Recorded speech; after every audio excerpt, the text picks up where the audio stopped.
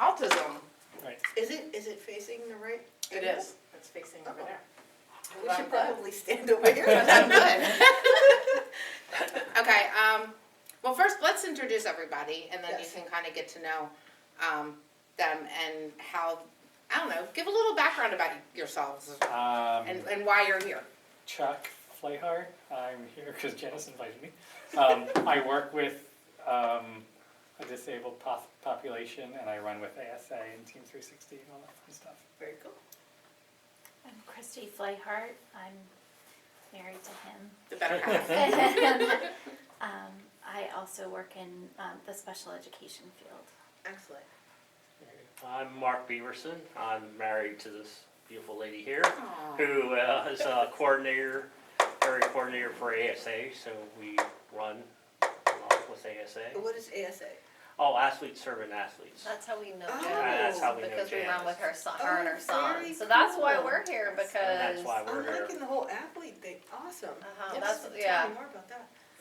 So that's, I'm Christina. And we're here because of Excellent. Janice. Because of Janice and ASA, and so Get the a lot lip of the out. people, that we're working with through ASA have, all are somehow on the spectrum, and just people we're encountering. Fantastic. That's great. I'd love to know more about what you're doing, because I'm an athlete too. Come run with us. We I will used recruit to be you. a We runner, will actually. recruit. She's in York. I used She's to out of be, York. in Yeah. high school, I was a marathoner. Come But, run with well, us. I don't run anymore. I can't run anymore. But I can walk. I can do the race walk thing. There you go. Perfect. Well, you'd fit right in with me. One of my young athletes would love you. You'd be perfect. Oh, I would love it. Yeah, I have spinal issues, so I can't run anymore, but I can certainly walk. Can you bike? Oh, boy. Yes. I was What? actually a district BMX champion for 2 years in a row. Wow. She so fits in with our group. Really? Yeah. And you are? My name is David Armstrong, and I'm starting a Maryland chapter of the I Am Able Foundation. Oh, very And so cool. the focus is going to be on adaptive bikes. Any relation to Lance? Lance, my cousin? Very cool. Very cool. I just got that. No, it's not. I just got that. You know my Uncle Neil? Who walked the moon? Yeah, so hopefully, as I say, the adaptive bike program, we're going to open it up and get recreational riders for all different styles of bikes. Well, I definitely need to adapt to my bike because I got it on Craigslist. I was actually buying the trainer for $25 and she threw in the bike. Yeah, but it's like a 60. So I'm like, Oh my gosh. Yeah, Jim is coming. Yeah, that's huge. yeah. Yeah, I should be like a 54, 52, and I'm like, okay. Are you coming here? I got it. Oh, Yeah. okay. So yeah, hi. Hi. Okay, we're doing introductions and just a little background about yourself. And, Or why and you're, just, or just why you're just- here. What brought you And here? this is other than on, this is on Janice. recording. Other than Janice. Well, I'm actually looking at working with Matthew some. Very cool. Oh, So- okay. She Matthew's is. a great guy. My name is Janet, and And she also runs with ASA. I run with ASA. I semi-retired physical therapist.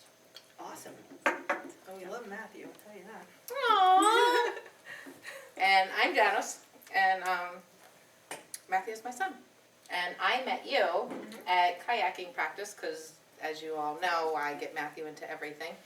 And so we went to kayaking practice, and Regi was there, and Bob says, hey, Regi has autism, or Bill, sorry, Bill, I always call him Bob. Bill said, Regi has autism, she'd be a really good resource for you to connect with. And so I did, and we got Matthew in the kayak, and I'm over there outside the kayak trying to hand over hand manipulate his hands, and Regi, I turn around and Regi's just got the pole, the paddle, the paddle, standing there very quietly with a smile on her face, and Matthew looks at her, and then all of a sudden he starts to imitate you after a while, and I'm like, okay, I'm going blah, blah, blah, blah, and she gets him to do it. So we got to talking, and You remember what I told you? tell me again, because it probably. I said, shut up and let Yeah. him learn. Yep, shut up. And anybody who knows me knows it's a really hard thing to do. That lasted a minute, right? Oh, I try. And we've been friends ever since. I've been friends ever since.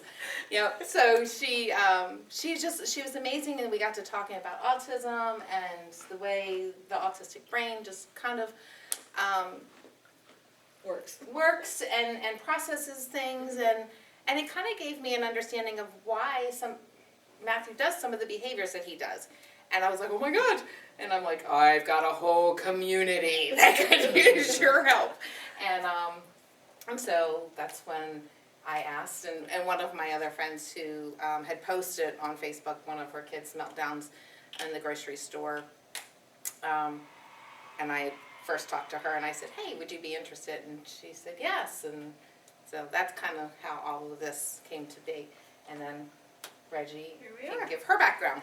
So I'm honored to be here. As you all know, I'm an autistic person. And yeah, that's pretty much my qualification. 53 years of autism. So, and I was diagnosed 5 years ago. So I grew up in a time where nobody knew what autism was. And you either survived or you didn't. And so, living in that world, those of us who are of my generation and older, we had to figure things out. We didn't have IEPs, we didn't have special this, special that. We had to just figure life out. And in order to do that, we have to be able to analyze ourselves. Because in order to understand how we can fit and survive in a society, we have to understand how we work in order to compensate.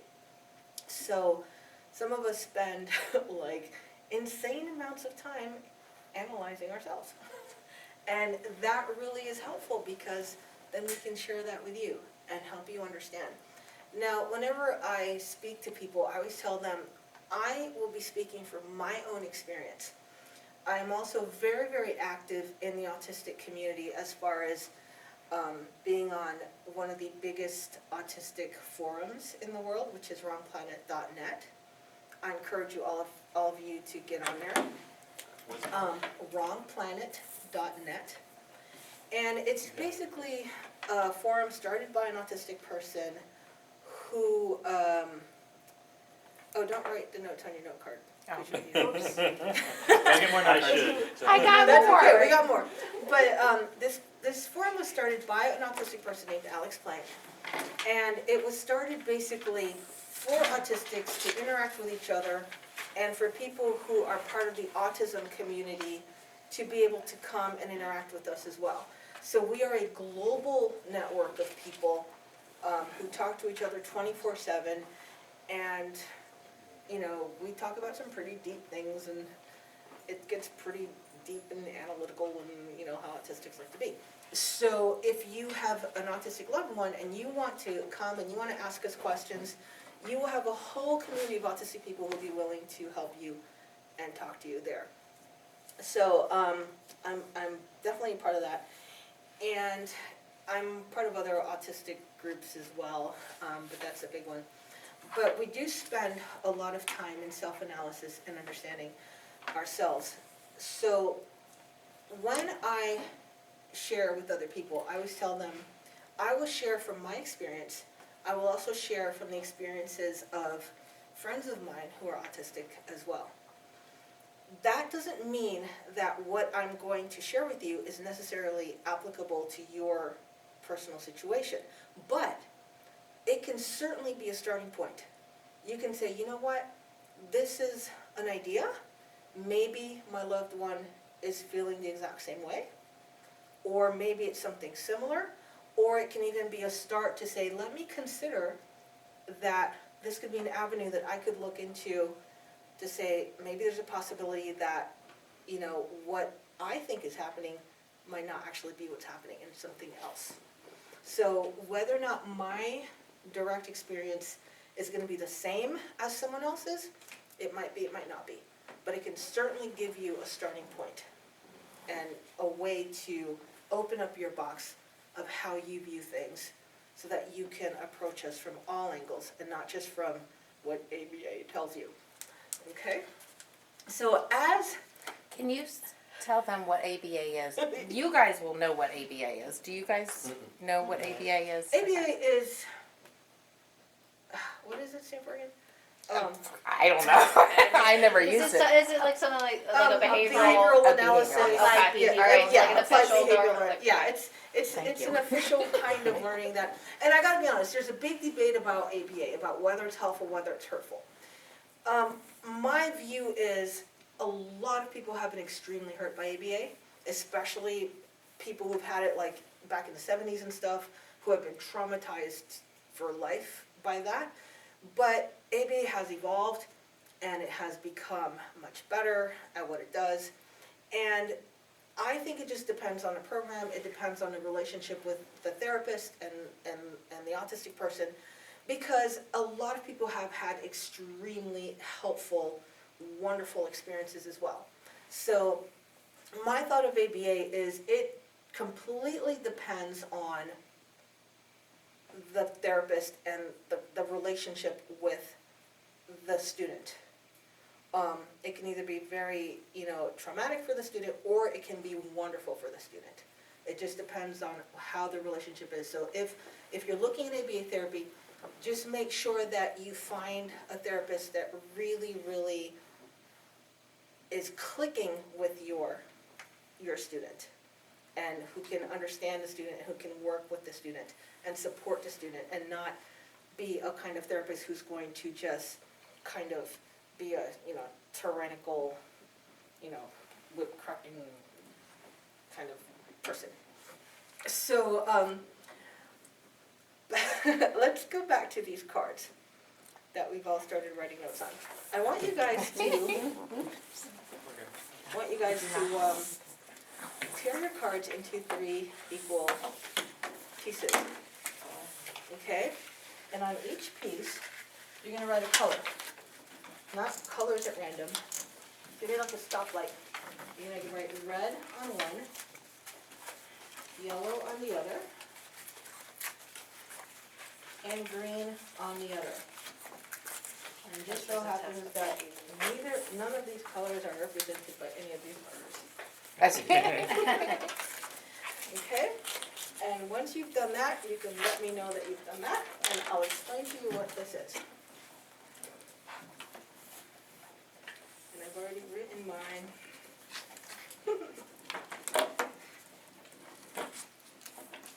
Pen's dry. You'll have to lick the pen. You have to lick it. That's what seems to make it work. I know it. Sorry, did you get it? Okay, does everyone have their 3 colors? Okay, now, We'll check. this is actually a system, okay? This is what we call the social interaction indicator. And this is actually used in some conferences of autistic people. And the way that this works is you have red, yellow, and green, just like a traffic light. And normally, what you would have is 3 different actual colored papers, and you have your name tag holder thing. And in your name tag holder thing, you will put one of these colors in, okay? Now let's talk about what these mean. Green means if you want to socially interact with me, you are free to do so. Just come and socially interact with me all you want, and I will socially interact with you in return, okay? Yellow means if you want to socially interact with me, you need my permission. Do not just come and say, hi, how are you, and start chit-chatting and all this kind of stuff. Ask me if I'm able to socially interact with you. Unless you know me extremely intimately and you can read me, okay? Red means do not even approach me without permission, even if you know me intimately. Now, why do we have these? Because most of us on the autism spectrum have a lot of trouble socializing. We all know this, okay? And we want to, a lot of these things, everybody knows, yeah, we all have trouble socializing. But what we all don't know is why, okay? And this is what I'm going to explain to you. Social interaction, there is a lot involved in a social interaction. There's verbal speech, there's facial movements, there's body movements, there's, all kinds of things going on. There's all kinds of, expressions and nuances and all this kind of stuff. And for somebody who is autistic, that is a whole lot of information to have to process at any given time. That is extremely exhausting, okay?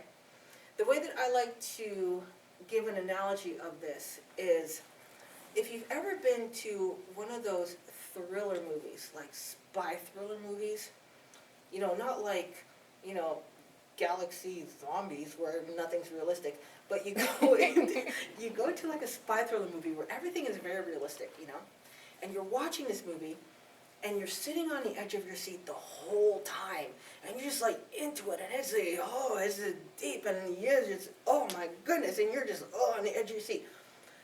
And you're doing that for like 2 hours, okay? You come out of that movie, how do you feel? Exhausted. They're exhausted. You are absolutely exhausted. Even if it was a great movie and you loved it, it's exhausting.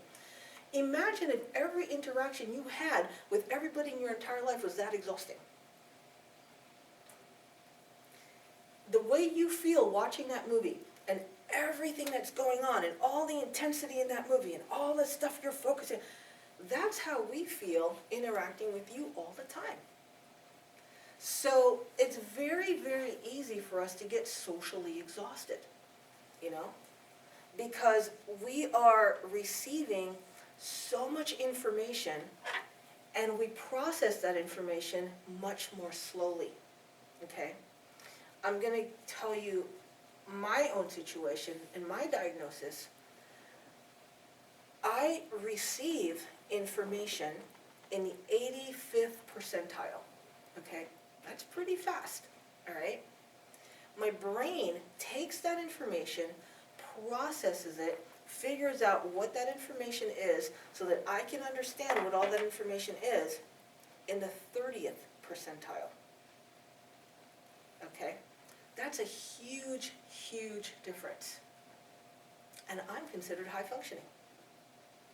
So if I'm receiving information really, really, really, really fast, and my brain is going, all right, let's try to figure this out and put it all together, and it's coming, and I can't process it as quickly as it comes.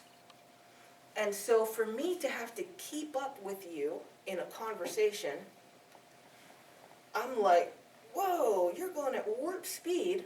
You're expecting me to respond to you in time. And, I'm 30 sentences behind trying to figure out what you said. So it becomes extremely exhausting. Now imagine if you're in school. You're an autistic child in school, and the teacher is going on and on and on and on, and you're trying to take notes, and you're like 3 pages behind trying to understand that, and she's already, gone on to 3 different more topics. Now, I didn't have an IEP, that didn't exist back then. I just had to okay, let me just try to figure this out. So by the time I got home, I was done. And then you got to interact with your classmates, and you got to interact on the playground, and you got to do, it's just not possible. And that's why a lot of times, autistic kids will come home from school and they've been all good and table ready and all this, and they come home and the first thing they do is have a massive meltdown. Because they're just done. They're exhausted. They have nothing left because they've been trying to keep up. And they can't, because the processing speed is just too slow. So when I tell you, please don't interact with me, it's not because I'm being rude. It's not because I don't like you. It's because I simply am so exhausted I don't have the ability. Now, neurotypical people, does everyone know what the word neurotypical actually means? Is there anyone who has any question about that? It does not mean not autistic, okay? The word for not autistic is allistic. Neurotypical means anyone who has a neurological system that has been typically developed.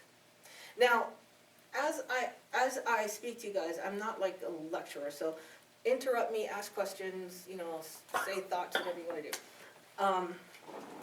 So, neurotypical people who have a neurology that has developed within the normal parameters of what normal is, they tend to socially function at a green. Okay, pretty much 90% of the time. Pretty much people approach you, talk to you, it's not a big deal, you talk to them, you know, whatever, no big deal. You are fine with that. Every now and then, you might go to yellow, okay?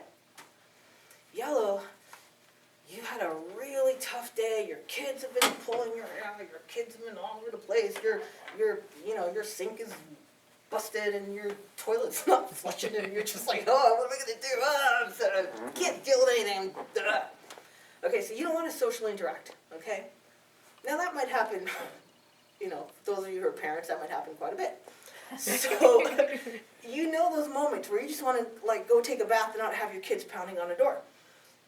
That's kind of like what yellow is, where you're just like, you know what, just if you really, really need me, I'll talk to you, but I just don't want to be bothered. I just can't deal with you right now. I'm tired.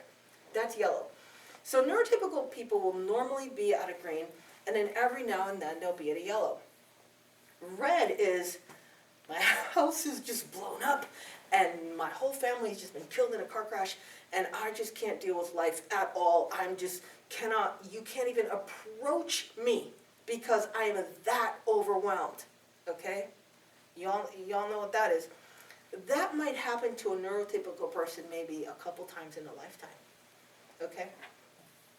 So, if your natural mode of operandi is green, and every now and then you go to a yellow, that's pretty sustainable. You know, maybe once or twice in your life you might hit a red, but that's pretty sustainable. Now let's talk about autistic people. We start at yellow, okay? Our normal is yellow. We hit red as often as you hit yellow. So when, we don't have a green. So when you are dealing with an autistic person and you're wondering why that person is so like, oh, I can't deal with you, it's because that person starts at a yellow, okay? And I love that very, very few things, if anything, in autism are exclusive to autism because you can all relate, okay? You can all relate to that, wow, I'm so exhausted, I just want to be left alone, okay? Because I'm just so exhausted. Imagine if that were your starting point every day of your life, all right? I want to explain to you now why that is. Now, I'm a big YouTube-loving person, so some of the things that, well, that's a really noisy board there. Some of the things that I will explain to you, I've actually borrowed from some of my favorite YouTubers, and I will give them credit. You know, I love to come up with my own examples, but if I can borrow one from somebody, that's less work for me. So this is a great example of what I just explained here. There's a fantastic YouTube series called The Girl with the Curly Hair Project. Neela Meyer is, and Alice, forgive me Alice, but I can't remember your last name. But they have created this autistic project thing, and they do YouTube videos which are absolutely fantastic. So if you just look up that, you'll see all of the videos, and you can go to their website and you can pay them and help them continue their research. Neela is actually a therapist.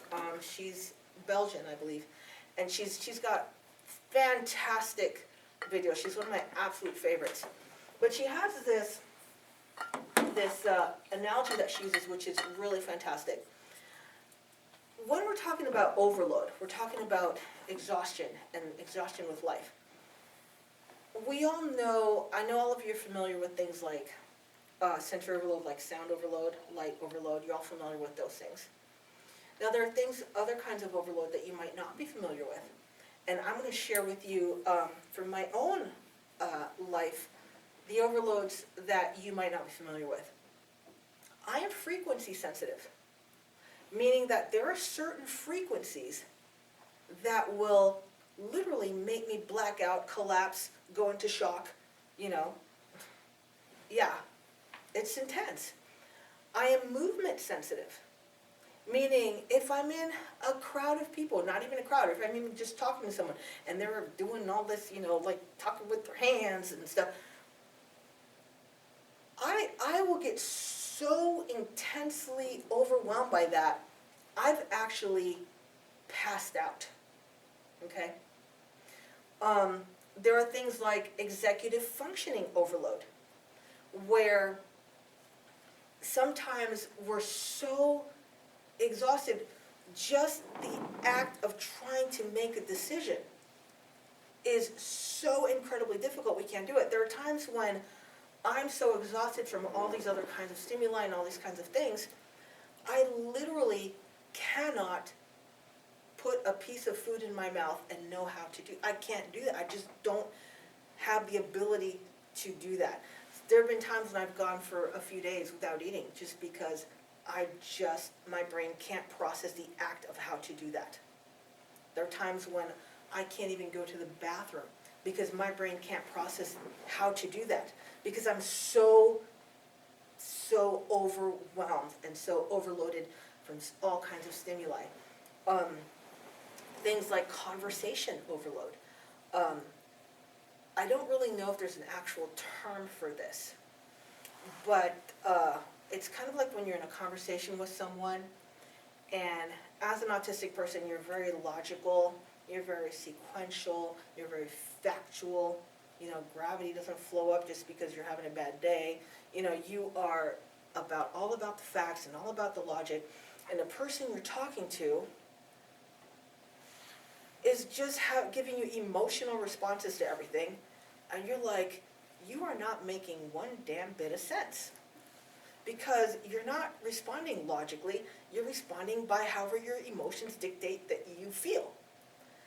Well, that kind of conversation is so overwhelming to me that it will cause me to have such a feeling of pain and implosion in my head, literally, that I will end up having a head-banging meltdown. I've given myself concussions from conversations with people because they just are not making any logical sense at all and insisting that they're right. And I'm like, the facts are right here, they're not changing, you know, the laws of physics don't change because, you know, you want them to, but this kind of conversation can be so intense that it could literally cause someone to have a head-banging meltdown that leads to concussion. So when you are dealing with these emotional or behavioral issues, what you want to ask yourself is there something that is happening that is causing that I'm not aware of? So back to Neela's example. I'm going to give you an example of what overload can look like. So we're going to do buckets, okay? This is a bucket. I'm a really, terrible artist. So, a little handle on it, okay? And, I don't know, a little thing it sits on. Okay, so let's call this our neurotypical bucket. This is our NT bucket, okay? Does anybody here know about spoon theory? Okay, you know what, this is very similar.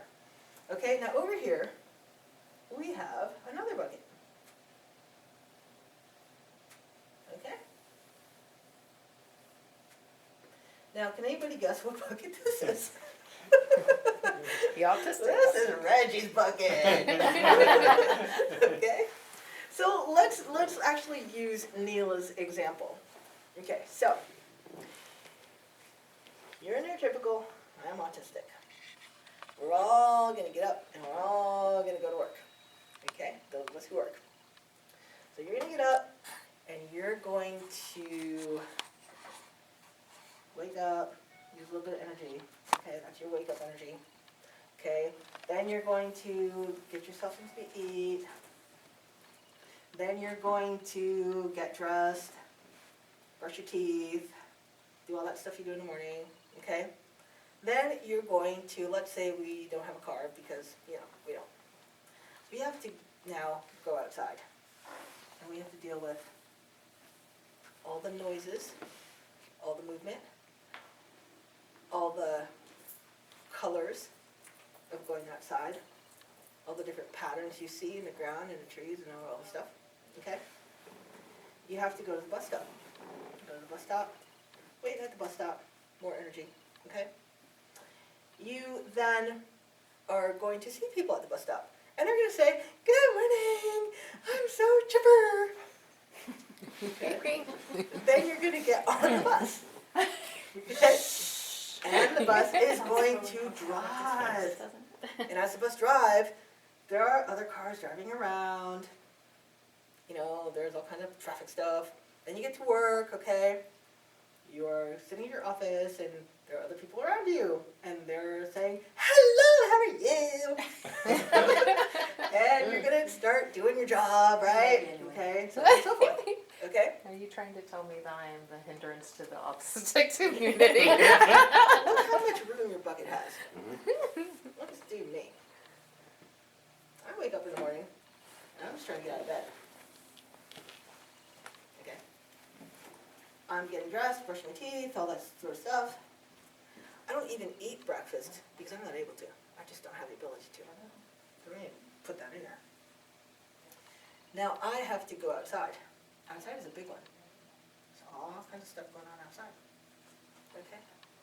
Now I'm at the bus stop. People talking. Okay? I'm on the bus. Crowded with people. Okay? Bus is moving, traffic sounds. Alright? I get out of the bus, all this traffic stuff going on. I go into my office. Okay. I haven't even started my day at work. Look how much room is in my bucket. Alright? And it doesn't stop because the day just started. So we're just piling it on and on and on and on. You got all this room. I got nothing. Okay? I haven't even started. This could be at school. At school, you're starting your school day like this. You have a 6 or 8 hour school day that you have to get through, and you're already have nothing. Okay? Now, let's see what happens when we get home. We get home, we do the home thing, whatever we do at home, we might, spend time with the kids, spend time with the spouse, maybe eat, maybe, I don't know, wash the dog, I don't know, whatever you guys do, at home. All right? I still have to do all that stuff. Pay the bills, I still have to do all that. Okay, when am I going to do it? Now let's go to sleep because finally the day's over. Wow, we can finally go to sleep, okay? What happens to you guys when you go to sleep? You go to sleep, and all this stuff goes away, okay? So the next day, you might start your day with maybe not everything goes away, maybe you have a couple left over. You're going to start your day with that, okay? You might have a couple little things, but you never filled up your bucket to begin with. You went to sleep and you got rid of most of it. Now what happens when I go to sleep? I go to sleep and I get traffic sounds, sheets, wrinkles, temperature changes. I can't even sleep. I can't even recover, okay? I have no ability to recover. So what do I start my day with? Okay?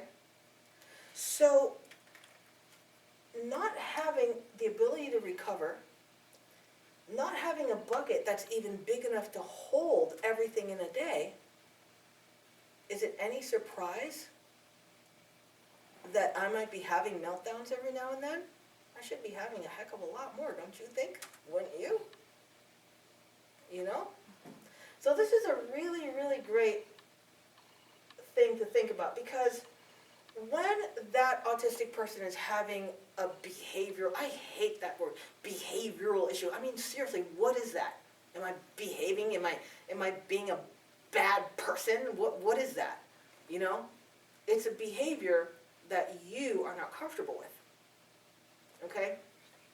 But why am I having it? You know? You have to look at the big picture. What has happened to me in the past 72 hours that you didn't even notice, that totally overwhelmed my system? And the fact that I was able to hold it together for so long, that's what's impressive. You know? That's huge. When you think about the ability to hold this kind of stuff versus this ability to hold this kind of stuff, you know, we really have to have a lot more grace and a lot more patience and a lot more understanding and say, you know what, if you are having a meltdown or if you are having an issue, let me possibly think, wow, maybe you've just had so much cumulative stress that you just no longer have the ability to sustain it. Okay? So what's the solution? The solution is to create an environment where we can knock out as much sensory input as possible and allow that person to have as much recovery as possible. Because when you're living your life without ever having the ability to recover, the neurological damage that it does over time is astronomical. I'm going to throw some facts out there that might shock you. There are studies, and unfortunately I didn't, write down the specific studies, but I've read some of them in my past researches, and you can certainly look them up. There are studies that actually found that the lifespan of autistic people is about 20 to 30 years shorter than the general population. The leading cause of death for autistic people is suicide. And the last statistic I read, it was about 35 to 40%, and that's only people we know are diagnosed. The second leading cause of death, stress-related heart failure. Third, epilepsy. What do these three things have in common? You know? So when you think about it, when you have to live your life like this, you never get a break, that kind of trauma accumulates, and it really cripples you. I just turned 53 last month. I had to stop working. I can no longer work. I just don't have the neurological stamina to work anymore. It's not because I don't want to work, I mean, who wants to be on welfare, But I can no longer sustain the environment in which I have to work in. My body just can't sustain it anymore. And it's because of compounding trauma that compounds day after day after day after day from having to live a life where you are constantly overwhelmed and you have no ability to recover. So we have to really think about that, when we make judgment on people,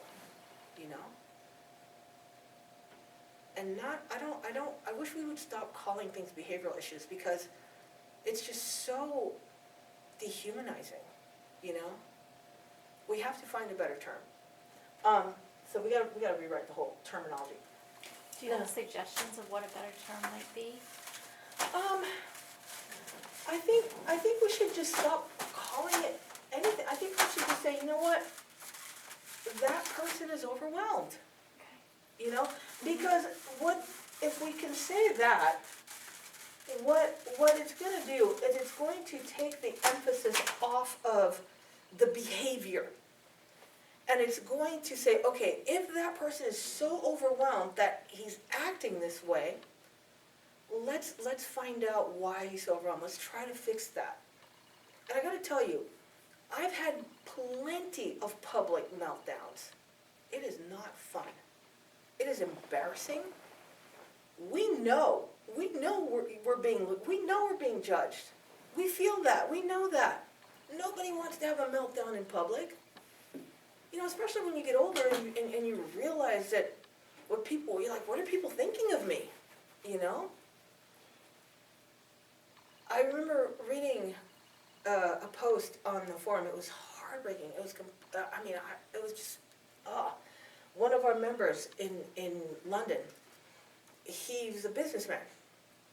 And he was in his business attire and his briefcase and a whole bit, and his umbrella was raining, you know, like it rains in London all the time. And the poor guy, he was in the tube, that's what they call their subway. He was in the subway, and he was so overwhelmed, and his shoe was untied. And I mean, this is a grown man, you know, so overwhelmed he could not tie his shoe. And he burst into tears in the middle of the subway station. And he wrote on the forum, and he was so afraid of what people would have thought of him. I mean, really, seriously, you know? And he was so ashamed and embarrassed, you know? And it's like, when we have a meltdown, we know what people are thinking, you know? I went to Sam's Club to pick up a prescription for something on my foot. And I've been talking to Sam's Club and Walmart and all these stores for years, telling them, please, please, I'm begging you, have a few hours in a week. I don't care if it's at 2 in the morning. Have a couple hours a week where you can turn off your music, turn off your TVs, you know, dim the lights, you know, just have a couple of hours where we can shop and have a safe shopping experience. And they just absolutely refuse. They just will not do it. I walked in there. I'd already had totally overwhelming day, you know, from traffic sounds. I am very, very sensitive to bass on stereos. I can actually, I'm in the ER all the time. I'm you know, because it's just, my brain can't process that sound. And so even just driving to Sam's Club, you know, it's just so overwhelming. I can't take public transportation because if I'm on a bus and there's somebody blasting a stereo in their car, I have to be able to have an escape route, you know, I have to drive. So I get over there and I'm already completely like, my bucket is just like done, you know? And I go and and they're like, okay, it's gonna take 20 minutes. I'm like, you know, it's tube of cream. You just pick it up off the shelf. No, it takes 20 minutes. So I'm like, okay, so I have to walk around this club for 20 minutes. I'm gonna come back. I'm standing in line and I'm so exhausted. I literally have my hands on the counter, holding myself up. The lady on the other side of the counter starts doing this on the counter. Now it sends shockwaves through, like, I'm feeling it like, you know. So I immediately let go. I turn around to walk away from her. I take about 5 steps. I physically collapse to the ground in the Sam's Club pharmacy. How embarrassing is that, you know? And I can't get up. I don't have the physical ability to get up. So, like, I'm laying on the ground for, like, you know, 10 minutes, and I'm completely aware that I'm laying on the ground for 10 minutes, you know? And I'm like, all of this from sensory overload. I can't get up, and then they come and try to pretend like they care, and they're trying to help me, and I'm like, you know what? You all, you know, I asked you to give us some sensory, you know, hours, and you won't, so this is what happens. But we can get so overloaded by things that other people don't even notice, because neurotypical brains, now, I'm gonna, since this is being taped, I'm going to do my little disclaimer here. I'm not a scientist, I'm not a doctor, you know, I'm just an autistic person with very, very active research ability and very good knowledge of my own experience. So, if I'm saying something that is scientifically not exactly right, just forgive me, okay? But neurotypical people have the ability to tune things out. I remember I was at Whole Foods. And I'm going up to pay for my stuff, and they've got the music going, boom, boom, boom. And I tell the girl, the cashier girl, I said, can you please just hurry up? Because I have to get out of here or I'm gonna have a meltdown. And she says, why don't you just tune it out? That's what I do. And I'm like, if I had the ability to do that, life would be glorious, you know? I could actually go into a grocery store and shop and buy groceries without fear of physical collapse, you know? I could actually go to sleep in my home without fear of neurological assault from my neighbors, from their stereos. But I don't have that luxury. See, people don't understand. If you have the ability to tune something out, if something is bothering you, if something is hurting you neurologically, you don't like that music, or you don't like, you know, the smell of her perfume or whatever, you can block that out. You know? We don't have the ability to do that. I have a question. Yes. Is there a point that you reach, or someone on the spectrum that reaches, that they don't have the verbal capability to determine this is what's bothering me? That is an excellent question, and yes. And that is a lot more often than you realize. Because how I explained earlier how the brain processing is slow, a lot of times we might not actually know what's happening until after the fact, when we've had a chance to analyze it. And this is why it's so important that, you know, people tell me, oh, you're so analytical, why don't you stop analyzing, why don't you stop thinking so much? Well, I have to analyze everything. That's the only way I can survive. Because if something's going on, now I know from 53 years of experience, if I hear bass on a stereo, I need to get out of there or they need to turn it off. But let's say, for instance, I'm in a conversation with someone. This is a big one for me. I get blindsided. You know that game where you walk up to someone and you tap their shoulder and you walk over there and they look over here? Mm-hmm. Well, I had a friend who used to do that to me, like, all the time. Like, all the time. And he was like, you would think after like 50 million and a half times you would get it. Well, no. Okay. I get blindsided every single time. My husband and I had that conversation, you know, about threading your pedals the wrong way. Mhm. And you have to change your whole drivetrain once you do that. Okay. So I ended up having to change the whole drivetrain on my my hybrid bike because I threaded my pedals in wrong. And so I have a little kayak that has a hatch that you thread. And right after changing the drivetrain on my bike, I threaded my kayak hatch wrong.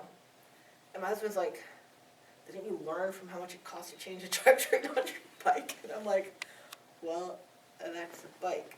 This is a kayak hatch. I had no ability to make the association. I just didn't. Just couldn't do it. I can make hyper associations that people are like, well, what the heck are you talking about? But something like that, You know, it's like if your horse sees you one day and then the next day you're wearing a sombrero, he will not know who you are. It's the same thing. It's like, I just could not make the association. So we get blindsided a lot, and you have to remember that. It is very, very likely that that person cannot make these cross associations. So you might have the same situation happen in green and purple and red and orange, and they will have no idea that it's the same situation that happened over there, okay? So that happens to me a lot in conversations, where people will be having a conversation with me, and I can't recognize the dynamics of the conversation because there's a lot of social innuendos and stuff that's not spoken, and I'm doing the whole literal words thing, and they're doing the whole unspoken thing and expecting me to understand it. But I don't understand that I'm not understanding them. They don't understand that I'm not understanding them, and they don't understand that they're not understanding me. And I have no clue. So then all of a sudden, I'm having a head-banging meltdown, and it's not until afterwards that I'm like, oh yeah, because they were speaking socially and I was speaking logically, and it just wasn't. But in the moment, it's very, very, very difficult to identify what is happening in the moment, because the moment itself is so overwhelming. So you have to take time, and you have to detach yourself from the moment, have some space, have some ability to recover from the intensity of that moment, and then you can analyze what happened, and you can be like, oh, now I understand, you know, that this might have been what's going on, and someone can explain. I have to have people explain to me all the time, yeah, this is what they meant, and this is what, you know, they didn't mean, and I'm like, oh, okay, now, but it takes detachment from that. It's like if you have, you know, I'm thinking you might all be parents. Yeah? No? Well, I'm sure you've known children, yeah? Oh, yeah, nieces. It's, you know, when they're little, tiny. Okay, this is a great analogy, the terrible twos. Y'all heard of the terrible twos? Okay? It goes to 4. Yes, the terrible 2 years of twos. There's a brilliant article that I heard of. I haven't actually read it yet. Someone told me about it. I gotta find it and read it. But it talks about what the terrible twos actually is, okay? There's nothing about the child being terrible. It's not a behavioral issue. At the age of 2 is when children start to realize that the world is a lot bigger than just mommy and daddy, okay? And so they're like, whoa, there's a lot going on here. But they don't have the ability yet to interpret it and to make sense of it and to respond to it, especially verbally, okay? So they're being confronted with all of this stuff that's like completely overwhelming to them. And, you know, the reason why they're always testing you all the time is because they need to establish where the boundaries are. If you don't know where the boundaries are, your world becomes absolutely terrifying. Because you don't know what's going to hurt you. You don't know where it's going to end. You don't know where the limits are. And you're just like, what? It's just too big. And at 2 years old is when you start to realize how big the world is. So you have to establish boundaries, and that's where you test. Okay, the boundary over here, let me push and see where the boundary actually is, because I got to figure this out so that I can survive this. Okay? Kind of the same thing for us. There's so much going on that we need a sense of safety. We need a sense of, okay, this is where we are. You know, the whole thing about the routines, you know, you gotta eat out of the orange frying pan, and if it's the blue frying pan, I'm like, ah! That's very, very real. It's a sense of safety. It's a sense of this world is so overwhelming to me, and I can't pin it down. I can't understand what's going on because there's just so much going on at once. It's like being in the video arcade and you're playing in the game and you're actually in the game and all the little space things are coming at you and you have to, get them and they come and you can't, and you're just like, ah. That's how life is. And so if I know, so to answer your question, no, you can't identify things in the moment because it's just too much. And so, but if I know that I'm gonna have an orange frying pan, it's gonna be right here, that will never change. That's one thing in my life that I don't have to worry about. I can relax because that frying pan is gonna be right there, My toys are gonna be all lined up in a row because that is a very, very soothing thing to visually comprehend. Okay? Is that why social stories work well? Because it can prepare Because it can help you understand. This is why the little picture thingy, schedule thingy works. Because I know, like, let's say we're gonna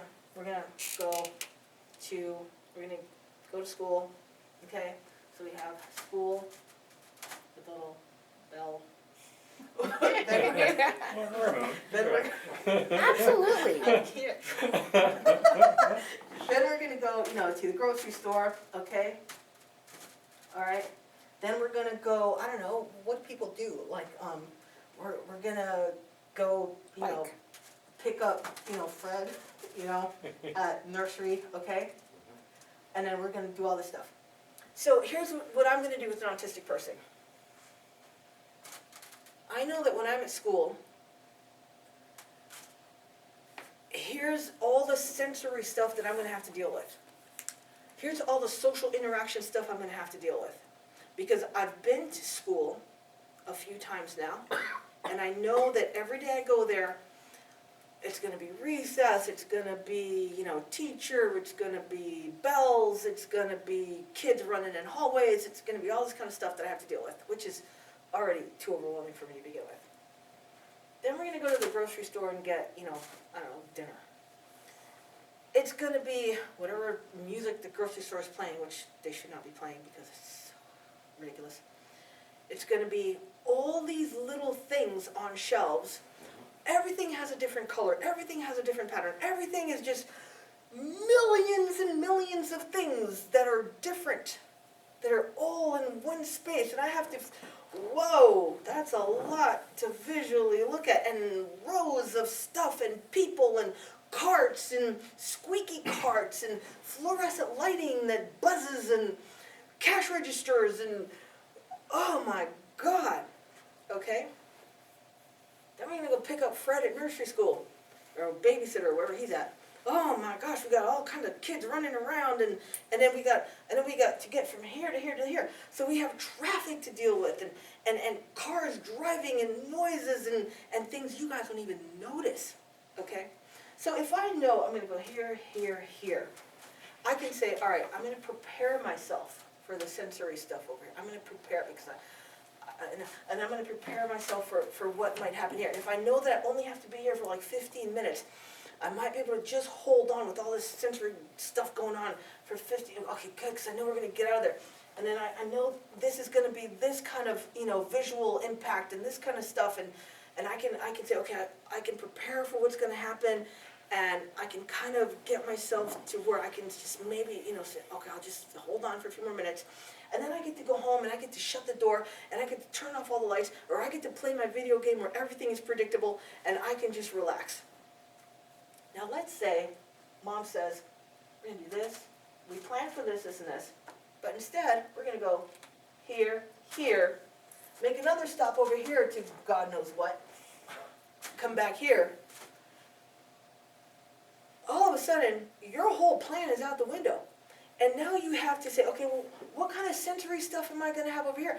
Now I have to reconfigure how I'm going to handle, because this is not going to be 15 minutes anymore. This might be like, an hour.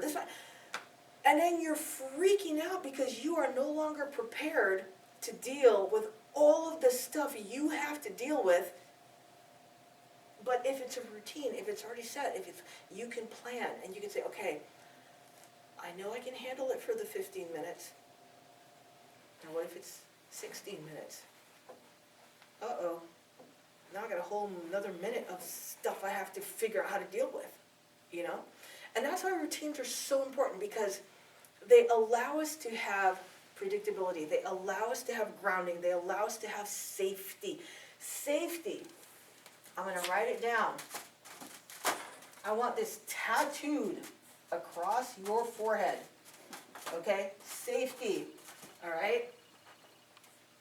That looks like a We're safe. that looks like a very interesting word there, okay?